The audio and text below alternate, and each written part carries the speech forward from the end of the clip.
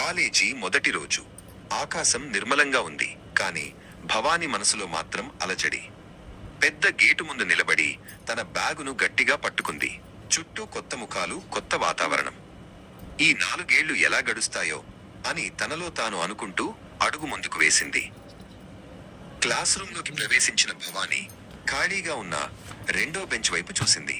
అందరూ కొత్తవాళ్లే కావడంతో ఎవరిని పలకరించాలో అర్థం కాలేదు. నిశ్శబ్దంగా వెళ్లి రెండో బెంచ్ మధ్యలో కూర్చుంది. తన పుస్తకాలను డెస్క్ మీద సర్దుకుంటూ గదిలోకి వస్తున్న మిగతా విద్యార్థులను గమనించసాగింది. కొద్దిసేపటి తరువాత పొట్టి వేగంగా గదిలోకి వచ్చింది. ఆమె ముఖంలో చిరునవ్వు, కళ్లలో ఉత్సాహం ఉట్టిపడుతున్నాయి.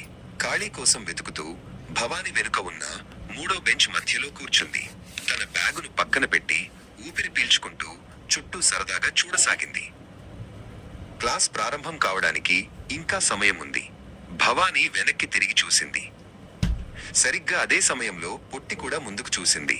ఇద్దరి కళ్ళు కలిశాయి. పొట్టి వెంటనే ఒక అందమైన చిరునవ్వు నవ్వి, "హాయ్, నేను పొట్టిని" అంది.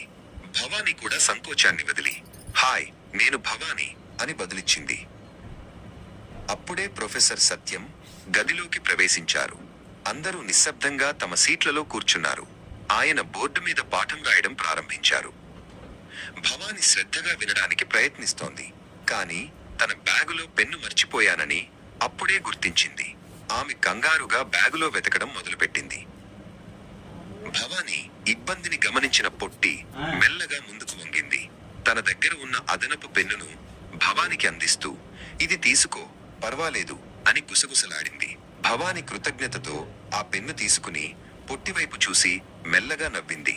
ఒక చిన్న పెన్ను వారి మధ్య స్నేహానికి వంతెనలా మారింది. లంచ్ బ్రేక్ సమయంలో ఇద్దరూ కలిసి క్లాస్ రూమ్ బయట ఉన్న చెట్టు కింద కూర్చున్నారు. "నీకు ఈ కాలేజీ ఎలా అనిపిస్తోంది?" అని అడిగింది భవాని. "కొంచెం భయంగా ఉంది, కానీ నువ్వు తోడు ఉన్నావని ధైర్యంగా ఉంది" అని పొట్టి నిజాయితీగా చెప్పింది. ఇద్దరూ తమ ఇళ్ల గురించి, ఇష్టాల గురించి మాట్లాడుకోవడం మొదలుపెట్టారు. మాటల మధ్యలో తమ ఊర్లు వేరైనా తమ ఆలోచనలు ఒకటేనని వారికి అర్థమైంది. భవానికి పుస్తకాలు చదవడం ఇష్టమైతే పొట్టికి కథలు వినడం ఇష్టం.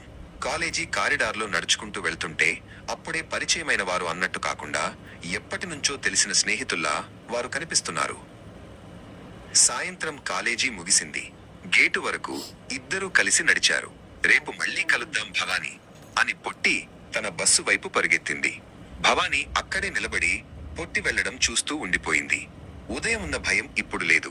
దాని స్థానంలో ఒక కొత్త భరోసా చేరింది. భవాని ఇంటికి వెళ్లే దారిలో తన చేతిలో ఉన్న పొట్టి పెన్నును చూసుకుంది. కాలేజీ అంటే కేవలం చదువు మాత్రమే కాదు, ఇలాంటి అందమైన స్నేహాలు కూడా అని ఆమెకు అర్థమైంది. ఒకే రోజు, ఒకే క్లాసులో 2 వేర్వేరు బెంచీల మీద మొదలైన ప్రయాణం ఒక గొప్ప స్నేహానికి పునాది వేసింది.